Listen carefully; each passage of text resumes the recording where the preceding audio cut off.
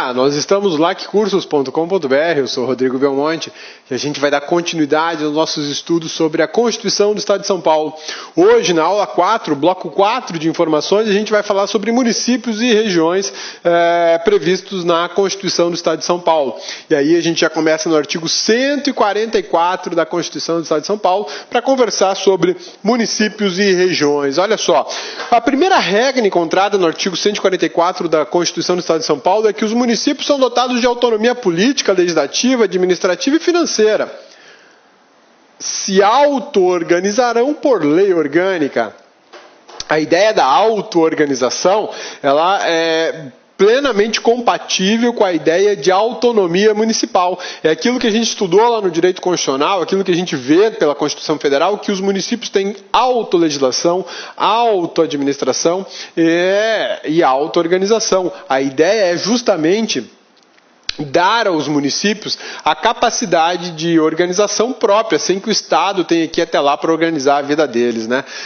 E isso já vem expresso na Constituição do Estado de São Paulo, que é diferente da Constituição Federal, que não fala sobre a auto-organização, não fala da autonomia política, legislativa, administrativa, sobre o autogoverno, por exemplo, né? Autonomia de escolher o próprio governante. Não tem isso na Constituição Federal, apenas fala autonomia, mas não tem o detalhamento. A Constituição do Estado de São Paulo já fala do detalhamento e fala inclusive da auto-organização, que é o grande conjunto dessas autonomias.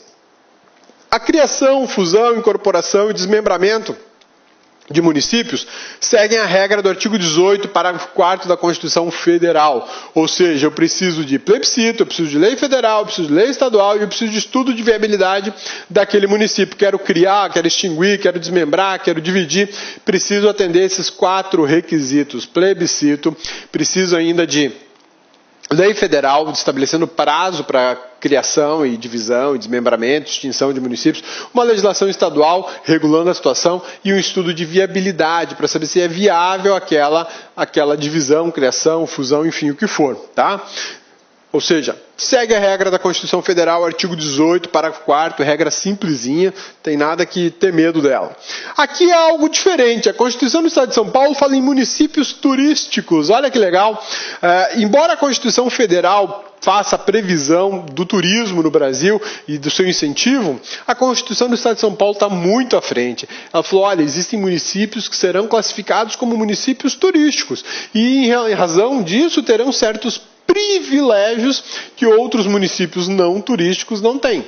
Qualquer município pode ser classificado como turístico? Não, vai depender da lei, estabelecendo quais são os critérios de identificação de um município para ser tratado como turístico, né? Também podem receber essa classificação instâncias, né? Bacana isso. E aí você, com essa situação de reconhecimento de instâncias ou de municípios turísticos, você agrega maior valor a essas cidades, a esses locais, promove, incentiva, fomenta o turismo, que acaba gerando mais recurso, mais dinheiro, né? O Estado manterá um fundo de melhoria dos municípios turísticos. Isso aqui já é um grande privilégio para esses municípios. Além de você receber participação do fundo de municípios que todo município do país tem, a Constituição do Estado de São Paulo criou um outro fundo, um fundo específico para municípios classificados como municípios turísticos ou instâncias turísticas. Por que isso? Porque esses municípios recebem um número de pessoas muito maior do que o número de habitantes. Em determinadas situações, o número de habitantes chega a ser 10%, 20% do número total de turistas. Porque o turismo gera uma movimentação de pessoas e de recursos muito grande.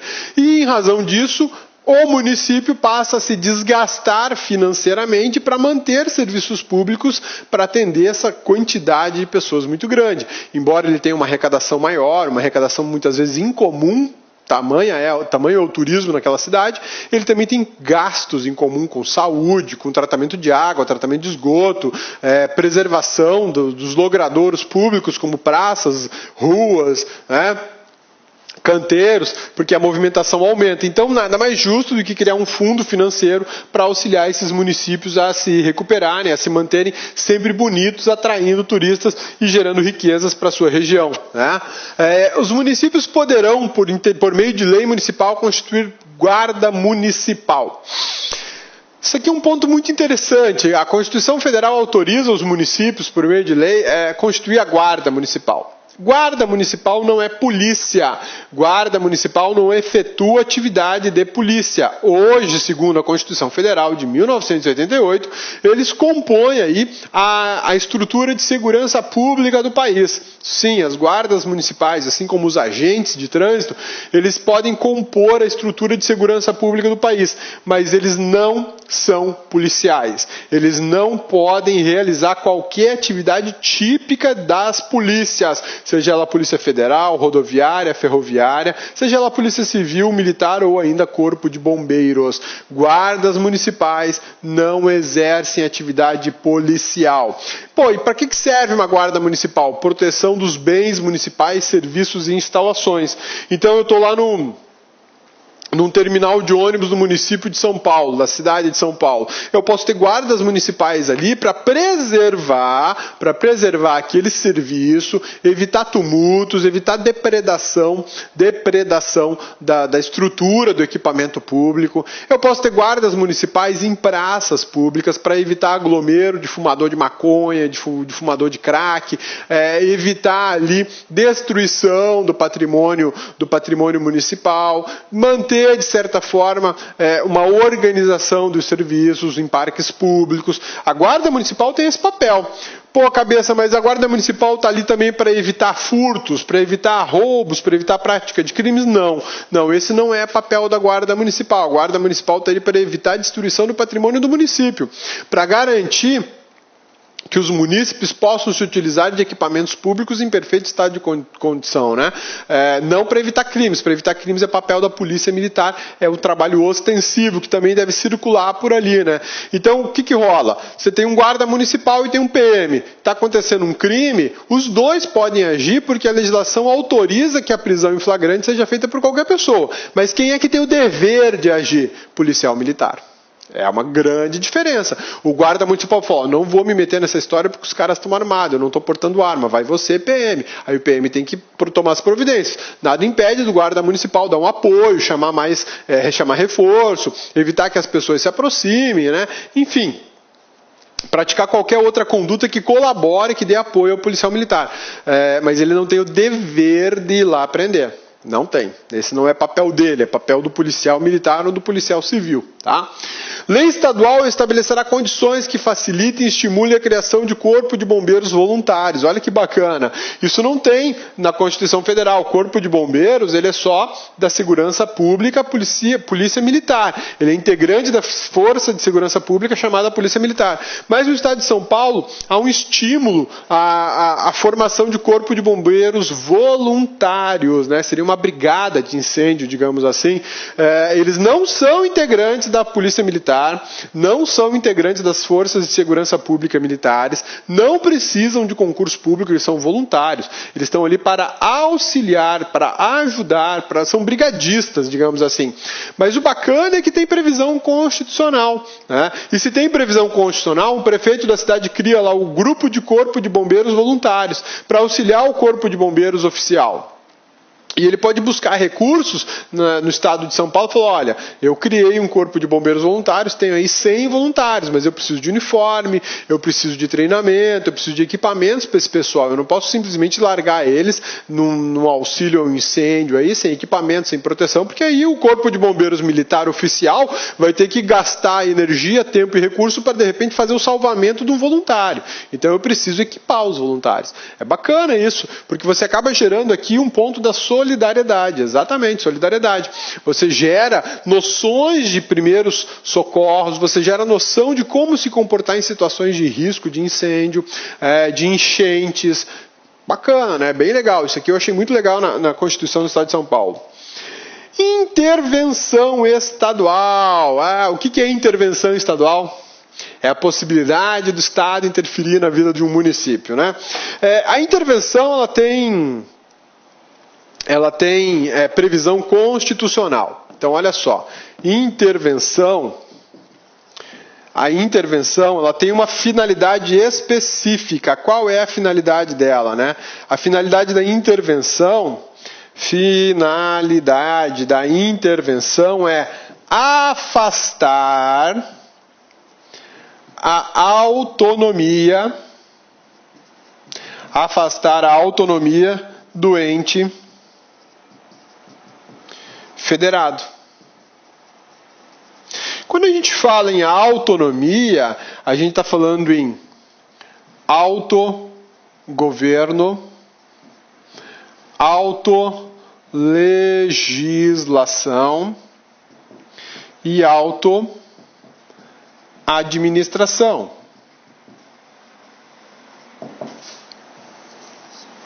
Eu estou falando dessas três situações. Isso nada mais é do que auto-organização. Né?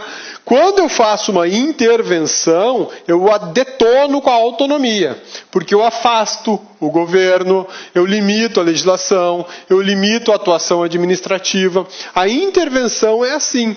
A União, ela pode fazer uma intervenção em estados e no DF. Essa é a regra.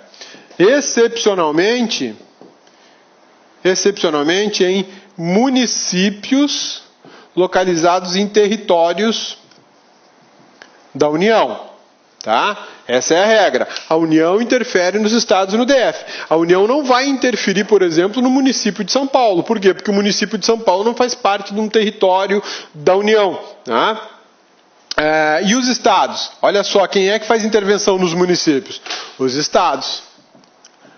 Estados fazem intervenção em seus municípios. Cabeça, e o Distrito Federal faz intervenção em quem? Em ninguém. Por quê? Porque dentro do Distrito Federal não existe município. Então, aquelas cidades satélites, elas não são dotadas de autonomia, elas não são dotadas de auto-organização. Então, não tem intervenção distrital no Gama, não tem intervenção distrital no Sobradinho, não tem intervenção distrital em Águas Claras, não tem isso. Um abraço aí para os candangos de Brasília. Né? De repente vai fazer concurso para São Paulo, né? Então, não rola isso lá. Por quê? Porque dentro do Distrito Federal você não tem divisão em municípios. Diversamente do que acontece no estado de São Paulo, que tem seus diversos municípios e cada um dos municípios é dotado de autonomia. Mas eu posso afastar essa autonomia por meio da intervenção estadual. E a Constituição do Estado de São Paulo é muito clara sobre essa possibilidade. Ela segue, obviamente, regras da Constituição Federal que possibilita, autoriza a intervenção da União nos estados. E a própria Constituição Federal prevê a intervenção dos estados nos municípios. A Constituição do Estado de São Paulo, portanto, ela vem replicar a mesma regra e detalhar um pouquinho, né? Olha só, quando é que vai haver intervenção? A regra é que não haverá intervenção. Olha só, o Estado não intervirá, exceto para quando deixar de ser paga, sem motivo de força maior, por mais de 2 anos consecutivos, a dívida fundada. O município tem uma dívida fundada com o Estado de São Paulo, e por mais de 2 anos ele não paga. Não paga, tá? Aí eu posso determinar a intervenção no município de Santos, por exemplo. Mas desde que não exista um motivo maior para deixar para esse inadimplemento, né?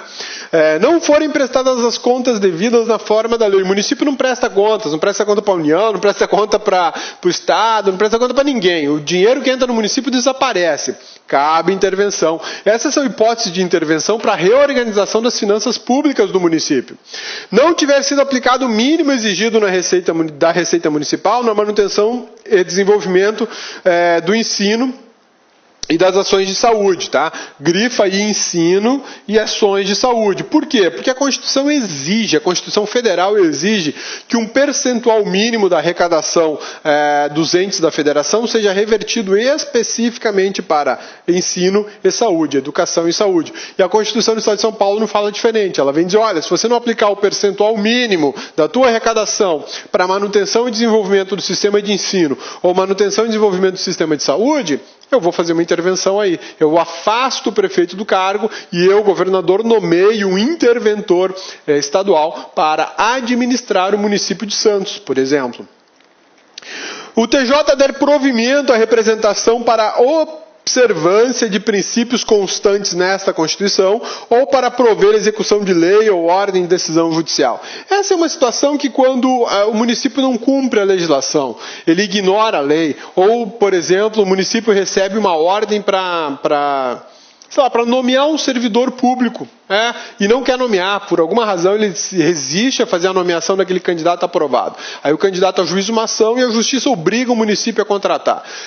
Mas o município não cumpre, desobedece a ordem judicial, está desobedecendo a legislação, está ignorando a Constituição do Estado de São Paulo. Aí cabe intervenção estadual também. A intervenção é uma medida de exceção, ela não é das medidas mais queridas no regime democrático. Por quê? Porque ela afasta a autonomia da unidade federada. Isso não é legal, você tirar a autonomia de quem está ali, quem tem autogoverno, quem tem autolegislação, quem tem autoadministração. Então, nesse momento, o município deixa de ser gerido por aquele que foi eleito democraticamente e passa a ser administrado por um interventor, alguém da confiança do governador, né? Isso não é muito legal, mas enfim, é um remédio de controle de crises institucionais. A intervenção é uma exceção, ela é uma medida excepcional, tanto na Constituição Federal como na Constituição do Estado de São Paulo. Vamos falar um pouquinho agora sobre a fiscalização contábil, financeira, orçamentária, operacional, patrimonial do Estado de São Paulo, né?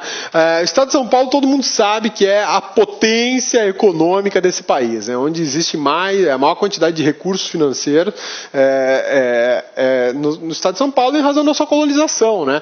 Primeiro, tudo foi feito lá, indústrias foram para lá, um grande número de imigrantes foram para lá, um grande volume de recursos são aplicados em São Paulo, a Bolsa de Valores na cidade de São Paulo, enfim. São Paulo é um grande componente e elemento da produção de riqueza desse país. É o único? Não. Olá, meus amigos, minhas amigas, sou o professor Luiz Antônio de Carvalho, estou aqui para fazer um convite muito especial para você que acabou de assistir a aula aí, um pedaço de uma aula demonstrativa do nosso professor do Lá Concursos. Nós aqui do Lá Concursos preparamos um super curso online, ponto a ponto do edital e super atualizado para o concurso da PM de São Paulo 2017, com um investimento com o melhor custo-benefício da internet, apenas 10 parcelas de R$ 25,00, você vai ter o nosso curso completo, são mais de 210 videoaulas exclusivas para você, com professores top de linha e principalmente com um projeto pedagógico diferenciado chamado de Personal Coach. O projeto pedagógico que faz o aluno ter sucesso no concurso. Por quê? Porque ali vai organizar a vida do concurso. E papo reto com vocês, eu tenho certeza absoluta, se vocês cumprirem todas as nossas orientações pedagógicas, eu tenho certeza que você ficará super competitivo no concurso aí da PM de São Paulo 2017. Bacana? Legal. Já ia esquecendo, você quer um material de apoio aí, o PDF que o professor está utilizando nessa aula, então é muito simples, vai aqui embaixo, clique aqui embaixo e faça o download gratuitamente desse material de apoio. Tá certo, meus amigos? Um forte abraço e espero vocês aqui no Lá Concursos. Fui, tchau. Clique lá.